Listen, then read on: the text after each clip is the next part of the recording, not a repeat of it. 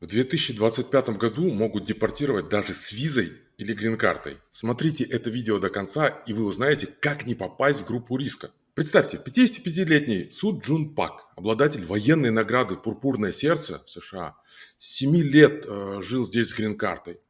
Он прошел войну, получил ранение, вырастил двоих детей на Гавайях, а в июне 25 года он стоит в аэропорту Гонолулу с одним чемоданом, и ICE, иммиграционная полиция, дает ему выбор: либо тюрьма, либо добровольный якобы выезд. Причина – старое дело о хранении наркотиков и пропущенное заседание суда 16 лет назад. Но ветеран принимает решение полететь в Сеул, он попрощался с матерью-инвалидом, двумя детьми, и перед посадкой на самолет сказал журналистам: «Я не верю, что это происходит в стране, за которую я воевал». Сегодня мы разбираем, за какие ошибки и нарушения могут реально депортировать тех, кто прибывает в США легально, у кого на руках виза или грин-карта. И помогает разобраться лицензированный юрист с лицензией в 2 штатах. Опыт работы иммиграционным адвокатом в США 25 лет. В целом опыт работы более 35 лет. Она помогла получить визы и грин-карты более чем 5000 человек. Татьяна Арестова. Добрый день, Татьяна.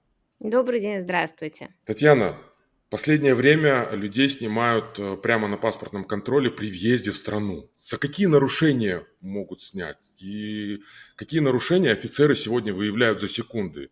За что вообще могут не пустить? Да, к сожалению, это очень злободневная тема, злободневный вопрос. Как правило, надо сказать, люди во многом сами знают или подозревают, что что-то такое с ними может произойти. Например, вот возьмем упомянутого вами ветерана. Значит, дело в том, что неявка в суд и уголовное дело – это, безусловно, нечто, о чем он точно знал или как минимум подозревал, а скорее всего знал наверняка. Поэтому, безусловно, тот факт, что он воевал за эту страну, это очень с его точки зрения позитивный факт, но он, так же как и другие позитивные факторы, не отменяет необходимости выполнять законы Соединенных Штатов не только, так сказать, по сути, но и формально.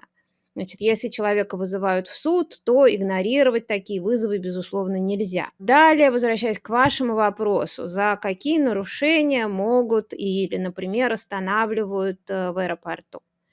Ну, во-первых, это нарушение формального характера, то есть если, например, у человека что-то чисто неправильно было заполнено в документах, что-то не сложилось, не срослось, где-то красный флаг возник в каком-то компьютере, что-то у человека не сходится.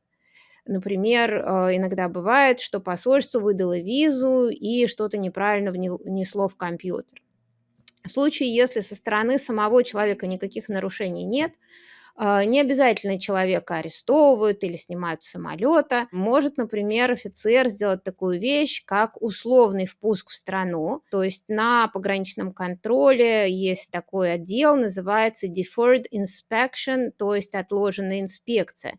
Человеку может быть предоставлен шанс принести, донести документы, как-то вопрос разрешить с пограничниками, например, если какого-то нужного документа у него нет, но вот он может его взять и принести. Значит, пограничник может это сделать.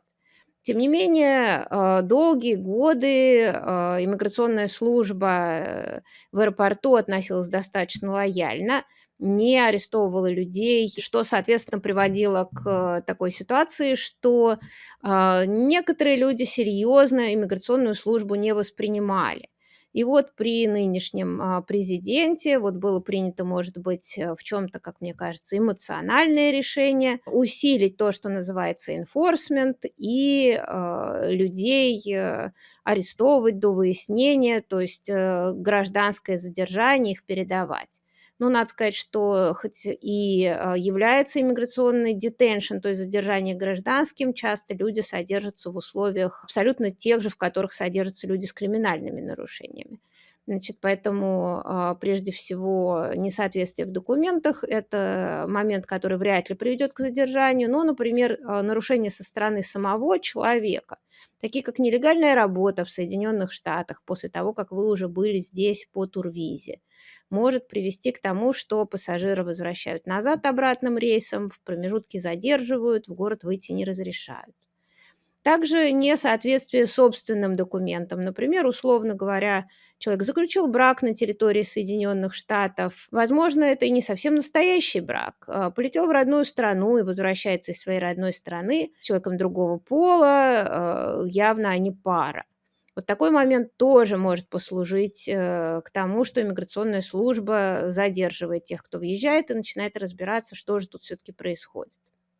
Криминальные нарушения, которые вы не закрыли, прежде чем вылететь, или даже если криминальные нарушения были закрыты, но у вас нет гражданства, и вы решаете попутешествовать, поехать в круиз или поехать куда-то отдохнуть, и вот на влете, на возвращении в страну или на въезде человека может ожидать неприятность с ICE, Immigration and Customs Enforcement.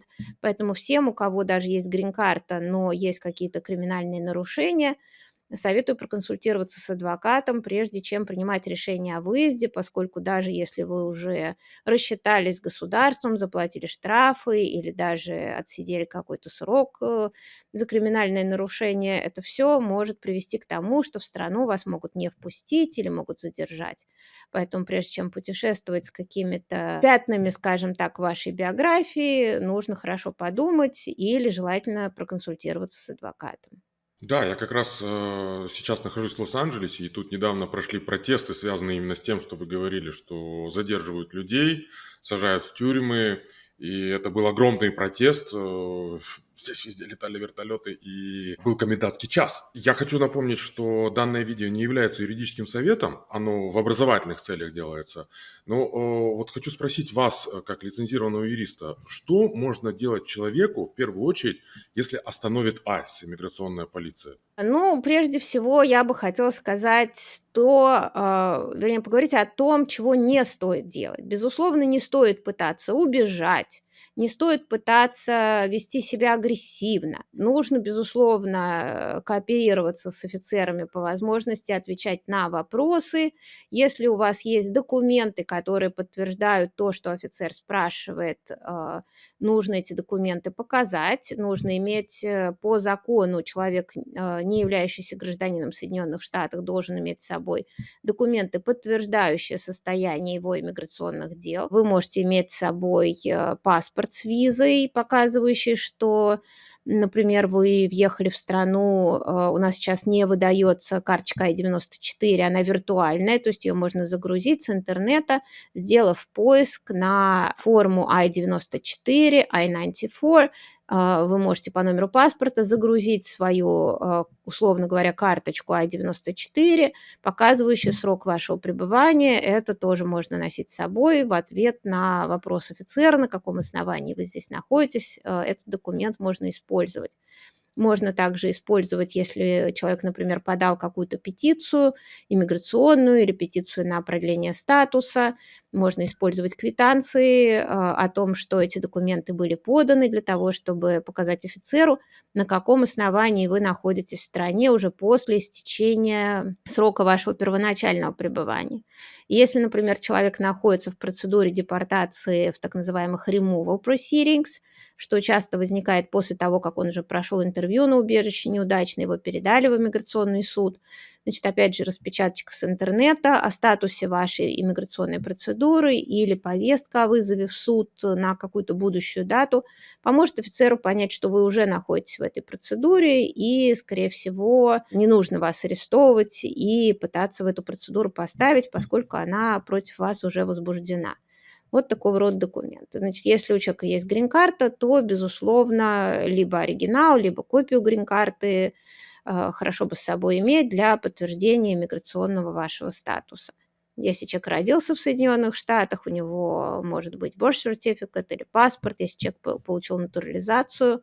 Опять же, можно иметь с собой копию натурализационного сертификата. К сожалению, сейчас вот все иммиграционные органы нашей страны находятся, что называется, в состоянии повышенной боевой готовности, чувства накалены. Вот, в частности, протесты, которые вы только что описывали, отражают высокий накал страстей, и для того, чтобы не стать жертвой вот этого накала, стоит иметь с собой миграционные документы. Многие правозащитники с этим спорят, утверждают, что вот все-таки это вот не та страна, в которой нам нужно носить с собой все время документы. Но я бы посоветовала не пытаться вызывать огонь на себя и искать здесь много справедливости. Все-таки наши иммиграционные службы, они заняты во многом важным делом, поиском преступников. Даже, я бы сказала, не столько иммиграционные службы, сколько, собственно, отдел государственной безопасности, Department of Homeland Security.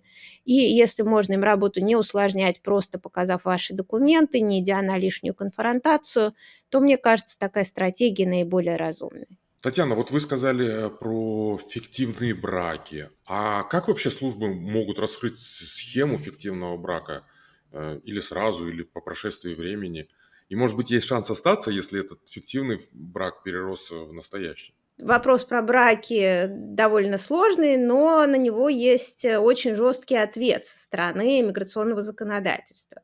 У нас есть такое положение в иммиграционном законе, в котором написано, что если иммиграционная служба определила, что человек заключил фиктивный брак с целью иммиграции, то такой человек никогда не может получить никакое одобрение ни по каким иммиграционным делам, никакой relief по иммиграционному праву, Immigration Nationality Act, по вот этому закону человеку не может быть предоставлен. Надо сказать, что единственное, что такие люди могут получить, если они уже оказываются в процедуре иммиграционного суда, это освобождение по Конвенции против мучений. Если они доказывают, что их подвергнут мучениям в той стране, в которой их будут удалять, то они могут быть оставлены в Америке. Но это все, на что может претендовать человек, против которого вынесено вот это вот определение насчет фиктивного брака. Поэтому шутить с такими вопросами точно не стоит. Теперь, возвращаясь к вашему вопросу о том, как же все-таки иммиграционная служба может установить, что брак ваш фиктивный. Значит, безусловно, я не работник иммиграционной службы, у них наверняка есть более широкий арсенал, чем тот, который я себе представляю. Но, насколько я себе представляю, иммиграционная служба проверяет и социальные сети, и всякие открытые записи о том, значит, где у людей открыты банковские счета, какие-то кредитные линии. У меня сильное подозрение, что они имеют доступ к геолокации телефонов людей, которые заявляют о том, что они живут вместе. Но главное даже не это. Они, безусловно, могут прийти к вам домой и установить камеру наблюдения. И кто-то из моих клиентов даже рассказывал мне, что прилетает дрон и снимает все происходящее. Они также могут поговорить с вашими соседями, они могут поговорить с вашим работодателем, они могут поговорить с вашими знакомыми и знакомыми знакомых. Поэтому прежде всего самое главное, о чем нужно знать, фиктивный брак – это нехорошо, этим заниматься не стоит. И, скорее всего, вы проиграете в этой неравной схватке. В общем-то, одним из самых хорошо обеспеченных и технически подготовленных ведомств, в общем-то, самой сильной на сегодняшний день страны мира. Помните, что вы имеете дело с Department of Homeland Security, отделом государственной безопасности. Это очень серьезный орган, шутить с ним шутки не стоит. Поэтому, безусловно, фиктивный брак – это не то, чем стоит заниматься. Вот. Ну и более того, государство имеет право предложить вот тому человеку, который заключил с вами этот фиктивный брак, полный иммунитет в обмен на его кооперацию. И, как правило, такая кооперация бывает получена, потому что, опять же, люди честные, без никаких изъянов в биографии, как правило, на такие шаги не идут, и, соответственно, в результате его кооперации государство получает подписанное заявление от американского петиционера, в котором достаточно подробно расписано, сколько ему было уплачено денег и как все это состоялось, и уже это заявление предъявляется вам в качестве обвинительного, в общем-то, документа, вам дается шанс на него ответить, то есть иногда бывают случаи, что Например, есть пара, у людей ребенок, они реально жили вместе, а потом какая-то из сторон начинает заявлять, что вот она вышла за меня ради документов. Вот, в таких случаях человеку, естественно, получается оправдаться, поскольку если люди реально живут вместе, то уже более глубокая мотивация государством не может быть использована для того, чтобы найти, что брак был фиктивный. Но если брака совсем не было, если все это было сделано за деньги, то, безусловно, государству довольно несложно все это раскрыть, и мы, безусловно, не советуем, я лично не советую никому такими делами заниматься. Да, это очень серьезное нарушение. А, Уважаемые зрители, если вам интересно, если для вас это актуально и вы хотите узнавать больше об иммиграционных юридических вопросах, то подпишитесь на наш канал, поставьте лайк, чтобы мы знали, что вам это видео нравится. И напишите в комментариях, какие у вас еще есть вопросы к нам. Мы постараемся на эти вопросы ответить. А если у вас есть вопросы к Татьяне по поводу вашей визы, вашей грин-карты, то обращайтесь. Сайт Татьяны immigrationwise.com, и мы обязательно в описании под этим видео укажем сайт, номер телефона. А если у вас будут вопросы по подготовке, по организации документов, то заходите к нам на сайт visanow.ai. Мы тоже всегда будем рады вам помочь. Татьяна, а у меня следующий вопрос. Можно ли попасть в депортационный изолятор, в депортационную тюрьму за дорожные нарушения в Америке? Смотрите, сами по себе дорожные нарушения не являются основанием для того, чтобы человека забрали именно в иммиграционный изолятор.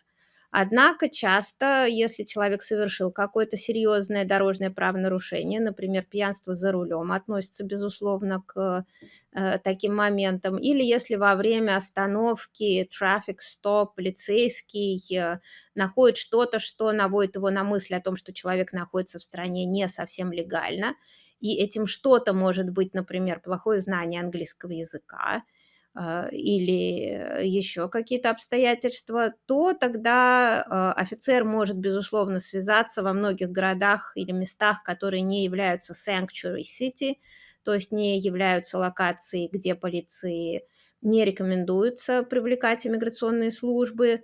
Значит, в таких локациях полицейский может связаться с Department of Homeland Security, тогда агенты ICE или DHS могут приехать либо на место происшествия, либо уже в центр задержания, где находится такой человек. Они могут вручить ему такой документ, который называется detainer, то есть это документ, в котором написано, что он может подлежать задержанию миграционной службы, обычно на основании того, что человек просрочил свой статус или еще имеет какое-то серьезное нарушение в иммиграционном статусе. И тогда как бы получается, что вроде он попал в задержание в результате дорожной остановки, но в реальности он попал в задержание в результате своих визовых нарушений. А остановка человека на дороге просто послужила поводом к тому, что иммиграционная служба об этом узнала. Поэтому, безусловно, правила дорожного движения лучше соблюдать, а еще лучше поддерживать еще при этом свои миграционные документы в порядке, чтобы никакая дорожная остановка не привела к такому задержанию. Возьмем другой пример. Человек находится в Америке и работает за наличку. Является ли это основанием для депортации? Является ли это преступлением при отягчающих обстоятельствах или каким-то другим преступлением? И сразу вопрос, можно ли избежать такого ярлыка и, например, раскаяться? Очень многосторонний вопрос, давайте постараемся его распутать. Если у человека нет права на работу, то здесь уже достаточно неважно, работает он за кэш или за чек, поскольку и то, и другое является нарушением его визового статуса. Вопросы депортации более сложные. Депортация не возникает пока сейчас, во всяком случае, одномоментно в результате какого-то нарушения. Решение о депортации человека принимается обычно иммиграционным судьей, и в редких случаях, когда человек проходит процедуру ускоренной депортации, то есть expedited removal, такое решение может быть вынесено без участия судьи административным образом. Упрощая правила применения, они чуть более сложные, но упрощая правила применения ускоренной депортации, то есть expedited removal, можно сказать, что обычно expedited removal относится либо к людям, находящимся в приграничной зоне, либо к людям, которые находятся на территории Соединенных Штатов меньше 2 лет. Если человек здесь находился больше 2 лет, если он приехал по визе, то, как правило, ему предоставляется возможность оспорить депортацию в иммиграционном суде. В иммиграционном суде можно просить защиту от депортации. То есть сама по себе нелегальная работа или работа за кеш еще не означает автоматической депортации. Далее нужно в ситуации разбираться. Но, безусловно, опять же, работа без декларации налоговой, без уплаты налогов является нарушением налогового законодательства, что не всегда бывает автоматически криминальным нарушением, но в определенных размерах уже может вырасти до криминального нарушения, поэтому все тоже зависит от размеров содеянного, поэтому налоги, безусловно, лучше платить, и если вам платят наличными за ваши услуги, то их, безусловно, нужно декларировать. Если человек долго отсутствовал за границей или просрочил реентри пермит, то в каких случаях офицер может аннулировать грин-карту? Как можно избежать этого? Как можно убедить его не аннулировать? Да, значит, очевидно, ваш вопрос относится к людям, у которых грин-карта уже есть, и по каким-то причинам они задержались за границей или не особенно-то и проживают в Соединенных Штатах. Значит, прежде всего, очень важно понимать, что грин-карта, она сама по себе состоит из двух частей. Это не только пластик, что вот первая часть вашей грин-карты, а вторая очень важная часть вашей грин-карты – это ваше иммиграционное намерение, ваше намерение проживать в Соединенных Штатах, поскольку грин-карта – это вид на жительство.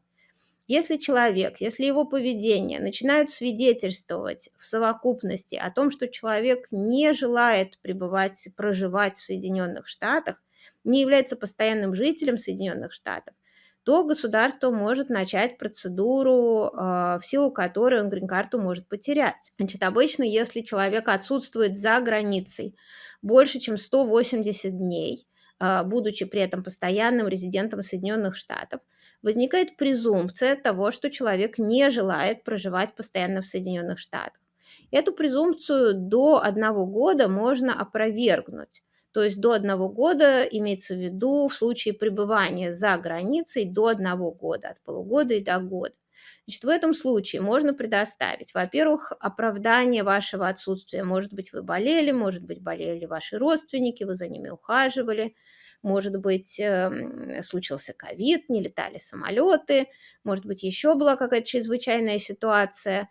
Значит, в любом случае эту ситуацию нужно будет описывать, обосновывать, подкреплять справками в тот момент, когда вы возвращаетесь в Соединенные Штаты. Также очень важно, чтобы у человека были доказательства постоянной резиденции в Соединенных Штатах, то есть договор аренды квартиры, водительские права, счет в банке или даже членский билет в библиотеку. В этом случае человек может показать, что он поддерживает связь с Соединенными Штатами, он не бросил свое постоянное место проживания, он не бросил свою резиденцию. Значит, все эти документы важно предъявить пограничнику при въезде в страну. В случае, если человек отсутствовал больше года, опровергнуть эту презумпцию сложно, а после 2 лет отсутствия очень сложно. Тем не менее, это не является абсолютным запретом на въезд. Можно подать заявку на возвращение в американское консульство в таком случае в вашей стране, в которой вы находились, и они могут дать вам специальное разрешение на въезд. Также, если вы не знали об этом правиле, просто купили билет, приехали в Соединенные Штаты, есть небольшой шанс убедить пограничника даже и в таком случае, что вы все-таки проживали, насколько это возможно, в Соединенных Штатах этот срок, но вот неодолимые силы обстоятельства удерживали вас за рубежом. Вот, но это уже очень маловероятно. Скорее всего, офицер заберет вашу грин-карту, тем не менее в страну вас впустит, даст вам такую картоночку, которая будет заменять грин-карту, там будет печать поставлена о том, что вы все-таки остаетесь постоянным жителем Соединенных Штатов, и у вас будет возможность предстать перед иммиграционным судьей, объяснить свои обстоятельства и попытаться либо восстановить эту грин-карту, либо, возможно, если у вас есть обстоятельства для получения новой грин-карты, получить новую. Если, например, у вас есть ребенок старше 21 года, являющийся гражданином Соединенных Штатов, то он в крайнем случае может подать просто новую иммиграционную петицию. Но в любом случае, если речь идет о людях пожилых, о родителях, которые, например, получили грин-карту вот по такому воссоединению, уехали довольно надолго, и потом думают о том, садиться вот им просто так в самолет или все-таки что-то предпринять, я бы посоветовала, если больше года человек набрал отсутствие, то стоит обратиться в американское консульство, попытавшись восстановить грин-карту, а если это оказывается невозможным, то подать новую петицию, поскольку все-таки общение с иммиграционными офицерами, особенно сейчас, может быть довольно жестким. Пожилые люди могут переволноваться, и лучше не подвергать их таким испытаниям. А я напомню, что если вам необходима помощь лицензированного адвоката, обращайтесь к Татьяне Арестовой, все контакты внизу в описании. Татьяна, я хочу завершить наш ролик по вопросам депортации таким вопросом. Если человек находится в США и он уже в середине депортационного процесса, то какие возможны защитные стратегии, какие-то визы, какие-то петиции, что реально работает в 2025 году? Да, спасибо за этот вопрос. Довольно часто обращаются люди с вопросами, а можно ли депортацию закрыть и, например, получить студенческую визу или что-нибудь еще. К сожалению, ответ нет, и вот сейчас мы разберем почему. Значит, во-первых, что, собственно говоря, имеется в виду под словом депортация? Под словом депортация поднимается обычно процесс, в ходе которого человеку выдается документ, довольно важный документ, он называется notice to appear. Как это не парадоксально, это обычно даже и не notice, и не to appear, но тем не менее он так называется. Это как бы обвинительный документ иммиграционной службы. В нем написано, что вы не являетесь гражданином Соединенных Штатов, что вы въехали в Америку вот в такой-то срок, и дальше указано, на каком основании вы подлежите выдворению из Соединенных Штатов. Это не значит, что вас непременно выдворят, но это вот законное основание, на котором государство пытается действовать и потребовать, чтобы иммиграционный суд вынес решение о вашем удалении из страны. Как правило, в этом документе в последнее время указана дата и место, где вы должны быть, где должен быть ваш иммиграционный суд. Значит, эту дату важно не пропустить, важно найти эту дату, записать в календарь, и что бы ни происходило, какие бы ни происходили катастрофы и катаклизмы, в этот день вы должны быть в суде, иначе судья вынесет решение о вашей депортации, ваше отсутствие. То есть первый момент, о котором важно помнить, в указанный день вы должны быть в указанном месте и в указанное время. Важно не опаздывать, выходить из дома пораньше, чтобы не получилось, что судья вас вызывает, а вас нет. И опять же, это может привести к вашей депортации. Значит, в качестве защиты от депортации человек может просить разные совершенно вещи. Люди, которые опасаются преследований в своей стране, могут просить убежище, также они могут просить отмену депортации, withholding of removal, или они могут просить отмену депортации по Конвенции против мучений, если они опасаются, что будут подвергнуты мучениям, то есть torture. Convention Against Torture позволяет просить защиту от депортации в случае страха и вероятности вот таких физических мучений. Также, если человек находился более 10 лет на территории Соединенных Штатов до того, как его поместили в процедуру депортации, или если ему был выдан дефектный notice to appear, в котором не было написано, когда и куда он может явиться, и он набрал уже 10 лет физического присутствия в Соединенных Штатах, если у него есть ближайшие родственники, дети или родители, либо граждане, либо постоянные резиденты Соединенных Штатов, то есть, например, если ребенок родился здесь, пусть даже он еще маленький, то в таком случае человек может претендовать на cancellation of removal, то есть отмену депортации, ему будет выдана грин-карта, если он сможет доказать, что такой вот родственник, родитель, ребенок будет испытывать чрезвычайные и необычные проблемы и сложности в случае депортации данного заявителя. Это довольно непростая заявка, нужно будет показывать, что человек сталкивается со сложностями, которые значительно превышают сложности, возникающие просто в результате разлуки.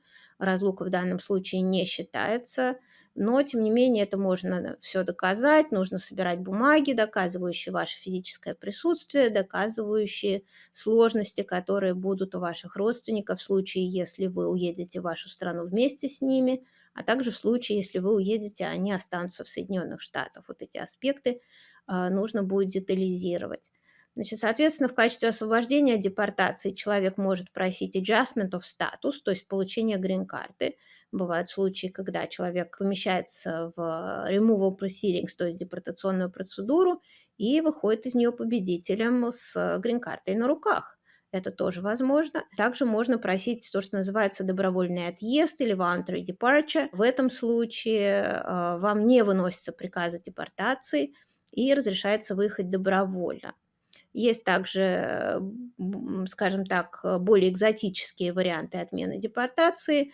Например, если у человека была временная грин-карта, двухлетняя в результате брака, и он подал документы на продление этой грин-карты, на снятие условий на его грин-карту, и его петиция была отклонена иммиграционной службой. Также иммиграционный судья может пересмотреть эту петицию. То есть есть разнообразные, еще, как я уже сказала, экзотические варианты получения документов в иммиграционном суде.